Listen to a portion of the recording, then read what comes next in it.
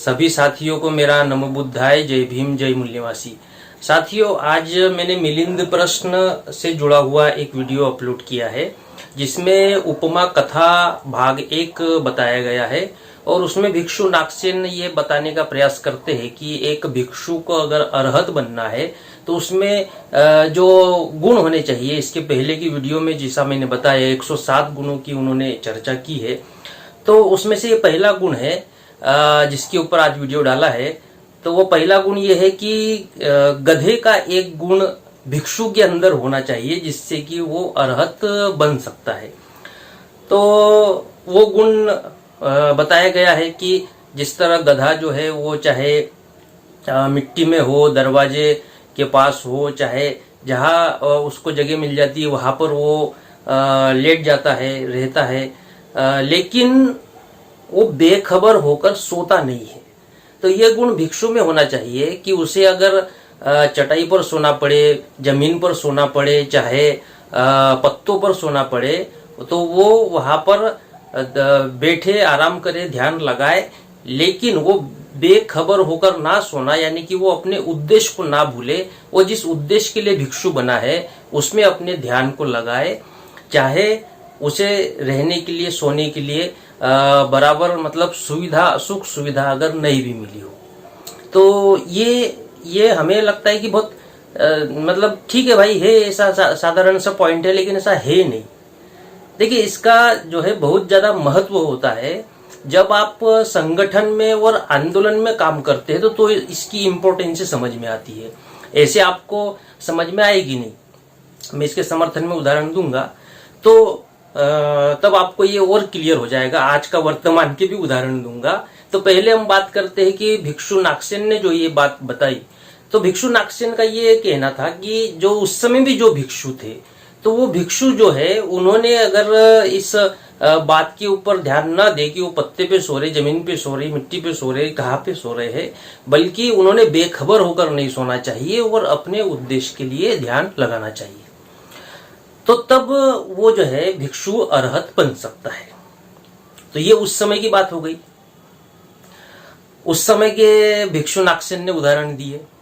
अब आज के समय के अनुसार अगर उस कथा को हम, उसकी प्रासंगिकता आज के समय में अगर हम जानने की कोशिश करते हैं, तो आप देखिएगा कि चाहे बामसेप संगठन हो, चाहे अन्य संगठन हो, चाहे बौद्धों के संगठन हो, बाबा साहब से जुड़े संगठन हो, या कोई भी ऐसे संगठन जो एक संगठित होकर उद्देश्य के लिए काम कर रहे हैं, तो उनके कार्यकर्ताओं ने इस बात को जरूर ध्यान देना चाहिए जो कि मिलिंद प्रश्न में भिक्षु नागसेन ने कहा है।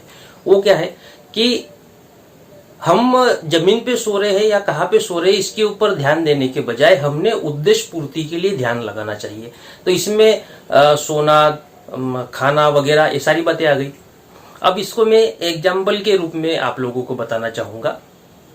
क्या हुआ था कि जब मैं झारखंड में था तो वहां पर एक जिला है, वहां पर उस जिले में एक कार्यकर्ता की जिम्मेदारी लगाई, यानी कि वो फुल टाइमर ही था, अभी शायद बामसेप में नहीं है।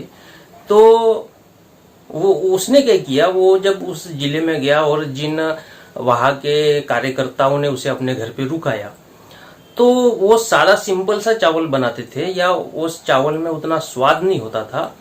तो ये क्या करता था, ये शिकायत करता था कि आपने ऐसा ही चावल बनाया, इसमें ये खराब है, इसमें ये खराब है, इसमें कोई स्वाद नहीं है, फलाना नहीं है, ठिकाना नहीं है, ऐसे शिकायतें करता था। अब ऐसा जब वो बोलने लगा तो जो कार्यकर्ता की पत्नी है वो नाराज हो गई। भाई, हमारे घर में जो है वही तो आपको खिलाएंगे ना। तो उसने ये नखरे किए और नखरे करने के कारण फिर वो नाराज हो गया। जब मैं वो वहां उस जगह पे गया और उस व्यक्ति से मिला तो उसने कहा कि नहीं, हम ना ही आपको रुका सकते हैं, ना ही यहाँ किसी से मिलवा सकते हैं। तो ये जो है ये उदाहरण इस बात से जुड़ता है कि हमें, यानी कि जो प्रचारक होते हैं, जो संगठन में काम करने वाले कार्यकर्ता होते हैं, जो वाकई में जिस उद्देश्य को लेकर समाज में घूम रहे हैं, प्रचार कर रहे हैं, तो उन्होंने इस बात के ऊपर ध्यान नहीं देना चाहिए कि हमें भोजन कैसा मिल रहा है या हमें सोने के लिए बिस्तर कैसा मिल रहा है, या हमें जमीन पे सोना पड़ रहा है, पत्ते पे सोना पड़ रहा है, या खाट मिल रही है, या पलंग मिल रहा है, गद्दा मिल रहा है, इसके ऊपर नहीं सोचना चाहिए। लेकिन बहुत सारे जो कार्यकर्ता होते हैं ना, वो इन बातों पे भी ध्यान देते हैं और फिर वो शिकायत करते हैं। अरे तो जिसके यहाँ तुम गए, तुम्हारा उद्देश्य बहुजन विचारधारा का प्रचार करना है, तुम्हारा उद्देश्य अच्छा सोने को मिले ये तो नहीं है ना। लेकिन वो शिकायत करते हैं। फिर बाद में जिस व्यक्ति के घर पे वो इस टाइप की शिकायत करते तो दोबारा तो फिर आने नहीं देगा। तो भिक्षु नागसेन जो बता रहे हैं वो यही बात है। इसे हम वर्तमान में अगर लागू करें तो इस तरीके से ये बात साबित होती है। आपने भी फील्ड में देखा होगा, बहुत सारे लोग इस टाइप के होते हैं। तो ये उनके लिए सोचने वाली बात है। जो अपने आप को कार्यकर्ता मानते हैं उन्होंने कभी इस बात की चिंता नहीं करनी चाहिए, बल्कि जिस उद्देश्य के लिए आप वहां गए, जैसे वो जो झारखंड में कार्यकर्ता गया तो वहां वो अधिवेशन लगाने के लिए गया था या कार्यक्रम लगवाने के लिए गया था, उसने अपना सारा कंसंट्रेशन कार्यक्रम के लिए लगाना चाहिए। और वो चावल कैसा बन रहा है, उसमें कंकड़ है कि नहीं, उससे क्या लेना देना है। लेकिन किया उसने ऐसा। जबकि मैं बताऊं कि जब मैं झारखंड में था और वामन मेश्राम जी के कार्यक्रम वहां लगे तो रांची में ऑफिस था। अब वहां कार्यक्रम वगैरह करके रात में ऑफिस में ही रुकने का मेश्राम साहब का प्लान बना। तो मेश्राम साहब आए, वहां रुके। अब रुकने पर हुआ ये कि हमने खाना बनाया। अब वो वहां एक ही गैस थी, वो भी धीरे धीरे जल रही थी। तो खाना बनाने में 9 बज गए। अब 9 साढ़े 9 बज गए तो चलो खाना बनाया। सब्जी रोटी जो है वो फिर मेश्राम साहब को दी। उन्होंने 3-4 रोटी अपना खा लिया। उसके बाद मैंने सोचा कि अब मेश्राम साहब का हो गया, अपन भी खाना खा लेते। जब मैंने वो सब्जी खाई तो सब्जी बनाई थी करेले की। जब मैंने वो सब्जी एक निवाला खाया तो एक निवाला खाने के बाद मैंने वो थाली वैसी की वैसी रख दी, क्योंकि वो करेला जो है कड़वा बना था। अब लड़कों को कहाँ समझ में आता कि वो उसको कैसे उसका कड़वापन निकाले। वो तो काट कूट किया, बनाया जैसे तैसे, तो वो कड़वी बनी थी। लेकिन मेश्राम साहब ने एक शब्द हमसे नहीं कहा कि ये सब्जी ऐसी क्यों बनी, ये रोटी वैसी क्यों बनी, या मैं नहीं खाऊंगा, या तुमको बनाना नहीं आया। ये ऐसा एक भी शब्द नहीं कहा हमसे। उन्होंने चुपचाप 4-5 रोटी खा ली। तो ये इस बात को इंगित करता है कि जिस भी तरह की कंडीशन आपकी हो, उस कंडीशन में आपको अपना जो है पेट भरना है। पेट किस लिए भरना है? स्वाद के लिए तो नहीं भरना, काम करने के लिए भरना है। जो उद्देश्य रखा उस उद्देश्य की पूर्ति के लिए हमें भोजन करना है। उन्होंने किया, जबकि मैं नहीं कर पाया। मैं वो करेले कड़वे बने थे तो मैं खा ही नहीं पाया। लेकिन मेश्राम साहब ने एक शब्द भी नहीं कहा। और ये जो है वहां जाके बोल रहा है कि चावल ऐसा बना, चावल वैसा बना। तो ये जो उपमा कथा है ना, ये उपमा कथा इससे जुड़ी हुई है। हमको बहुत सिंपल लगता है, लेकिन अगर आप आंदोलन में काम करते हैं और आंदोलन की भाषा समझते हैं, प्रैक्टिकली आंदोलन में आप जीवन जीते हैं, तो आपको ये सब बातें समझ में आएगी। इसी प्रकार क्या हुआ कि एक बार एक का मैं कार्यक्रम लगा रहा था। अब वो प्रभारी है, नाम हम नहीं लूंगा। तो मैंने फोन किया कि आप आइए। उसने मेरे को क्या कहा? उसने कहा ऐसा करो, एरोप्लेन की आने की और एरोप्लेन की जाने की टिकट निकाल दो। अब मैंने कहा भाई, एरोप्लेन के आने की जाने की जरूरत क्या है? आप तो ट्रेन की स्लीपर से भी आ सकते हैं ना। एरोप्लेन में आना और जाना वो काय के लिए? तो नहीं, उससे टाइम बच जाएगा। टाइम बचेगा ये बराबर है, लेकिन फिर वो टाइम का सदुपयोग कहाँ होगा वो भी तो पता होना चाहिए ना।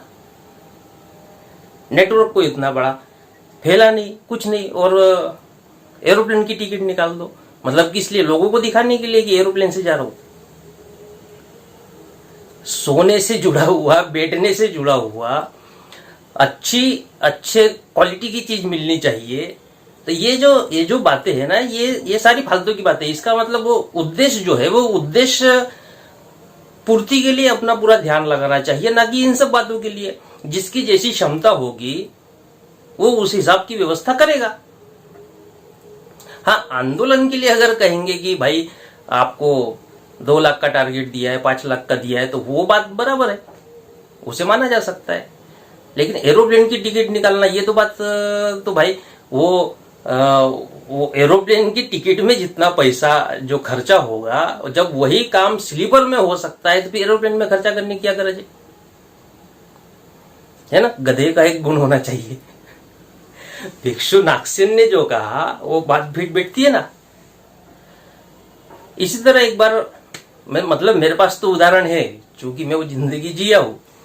तो इसी तरह एक बार एक मतलब प्रभारी, वो भी बामसेप संगठन में नहीं है, वो अपना घर परिवार वगैरह अपना चला रहे। तो उनका जो है एक जिले में केडर कैंप रखा था। अब केडर कैंप में मैं गया। केडर कैंप होने के बाद चूंकि हम जानते थे, तो फिर उनको शाम की ट्रेन से जाना था। तो फिर उन्होंने कहा कि भाई राहुल के साथ ही जाएंगे, राहुल तुम मेरे साथ रेलवे स्टेशन चलो। तो रेलवे स्टेशन पे गए, हमारी बातचीत वगैरह हुई। तो बातचीत में मैंने कहा कि आप ये जो जिम्मेदारी आपको दी है, तो आप संगठन का नेटवर्क पूरे भारत में बहुत बड़े पैमाने पर बढ़ाओ, बढ़िया मीटिंगे बड़े पैमाने पर करो। तो ये जो आप ट्रेन से जा रहे हो, तो फिर एक दिन आएगा कि आप एरोप्लेन से भी जाएंगे। तो मतलब मेरे कहने का मतलब था कि काम जब नेटवर्क बढ़ जाएगा और एक ही दिन में अगर 2-2, 3-3 मीटिंगें अटेंड करनी पड़ेगी या काम को तेजी से बढ़ाना पड़ेगा, तो फिर लोग खुद ही कहेंगे कि हम एरोप्लेन की टिकट आपको निकाल देते हैं, आप आ जाइए या मीटिंग करिए, यहाँ से फिर आप दूसरी सिटी में जाइए, वहां मीटिंग कर लीजिए। कार्यकर्ता खुद ही बोलते हैं ना। तो मैंने कहा ऐसा होगा। तो उसने मेरे से क्या कहा, उसने मेरे से कहा कि अरे मैंने कार्यकर्ता को कहा था कि एसी की टिकट बुक करना, उन्होंने स्लीपर की टिकट बुक की। तो मैंने कहा धत तेरी की। अब मैं जिस संदर्भ में बात कर रहा था, अब उसे एसी की टिकट की क्या गरज थी। तो उसका तो मेरे ख्याल से 4-5वां ही केडर कैंप था। और एसी की टिकट, मतलब एसी में जाके ऐसा कर क्या लोगे, क्या कर लोगे एसी में जाके। कोई तबीयत खराब है ऐसा तो है नहीं, जवान आदमी हो, ज्यादा उम्र हुई नहीं है, कोई तकलीफ नहीं है, स्लीपर में जा सकते हैं। उसके लिए एसी में 2-2.5 हजार की टिकट निकालने की क्या गरज है। सोने से जुड़ी हुई बात है ना। गधे का एक गुण होना चाहिए। तो स्लीपर एसी की टिकट नहीं निकाली, इसके लिए वो नाराज था। मैंने कहा क्या आदमी यार, मैं किस उद्देश्य से बोला और इसने कौन सी बात पकड़ ली। तो मैंने कहा कि वो अच्छा किया स्लीपर का ही निकाला, एसी की गरज नहीं है बोला। तो कहने का मतलब कि जो पदाधिकारी भी है, जो चाहे पदाधिकारी भी छोड़िए, जो छोटे से छोटे कार्यकर्ता से लेकर चाहे बड़े तक हो, जिस टीम ने जैसी व्यवस्था की है उस व्यवस्था के अनुकूल हमने काम करना चाहिए, ना कि उसके लिए नाराज होना चाहिए। अब ये जो बात है जो भिक्षु नागसेन ने कही राजा मिलिंद से, तो फिर ये बात बराबर बैठती ना। तो ये किसको या कब ये बात निकल के सामने आती है, जब आप आंदोलन में काम करते हैं, जब आप संगठन में काम करते हैं, जब एज ए प्रैक्टिकल आप समाज में प्रचार प्रसार करने का काम करते हैं। वैसे नहीं समझ में आएगी, वैसे तो लगेगा अरे ये उपमा कथा, गधे का एक गुण होना चाहिए, मिट्टी में सोना चाहिए, क्या है भाई क्या बताते रहते। लेकिन अभी मैंने जो एग्जाम्पल बताया उससे आपको इसकी महत्ता समझ में आई होगी। तो यदि कार्यकर्ता इस बात को ध्यान में रखे कि हमें जो भी परिस्थितियां हो उस परिस्थिति के अनुसार हमको ढलते आना चाहिए, हमें उस हिसाब से काम करना चाहिए। हमने जो है मुझे चटाई पे सोना पड़ रहा है या गद्दे पे सोना पड़ रहा है, इसी मामले में उलझे रहेंगे तो जो महान उद्देश्य रखा है वो महान उद्देश्य कब पूरा होगा। तो अपना दिमाग तो ये फालतू की चीजों में लगा के रखेंगे, ऐसा तो होना नहीं चाहिए। तो ये जो उपमा कथा ये इस बात को सिखाती है, और ये कार्यकर्ता ने, प्रत्येक कार्यकर्ता ने सीखना चाहिए।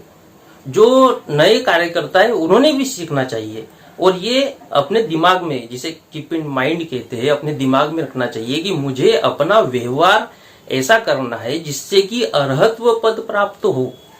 जो भिक्षु से अरहत, तो ये उस समय बुद्धिज्म की जो टर्मिनोलॉजी है उसमें भिक्षु से अरहत कह सकते हैं। आज के समय में उसे वरिष्ठ कार्यकर्ता कह सकते हैं। तो आपको वरिष्ठ कार्यकर्ता कोई कब मानेगा? इसलिए थोड़ी मानेगा कि आप 10 साल से काम कर रहे, 20 साल से या 30 साल से। वो तो तब मानेगा जब वरिष्ठ होने के गुण भी हमारे अंदर होंगे। तो पहला गुण, सबसे पहला गुण है गधे का गुण होना चाहिए, जो भिक्षु नागसेन ने कहा। तो इस तरह साथियों, इसमें जो उपमा कथा है, इसमें 107 गुण है, उसमें से 66-67 गुणों का जिक्र मिलिंद प्रश्न में है। और मैं एक एक को जो है जहां मतलब संभव हो सके एक्सप्लेन करके बताऊंगा। लेकिन ये वाला चूंकि ये जो है उदाहरण भी इसके मेरे पास में थे और इसको बढ़िया तरीके से बताया जा सकता था, इसलिए मैंने इसके ऊपर ये अलग से वीडियो बनाया। और जितनी उपमा कथा रहेगी तो उसे भी आप एक एक बार जरूर सुनिएगा। जब 2-2, 3-3 मिनट की वो छोटी छोटी है, लेकिन उसमें रहस्य बहुत सारा छुपा हुआ है।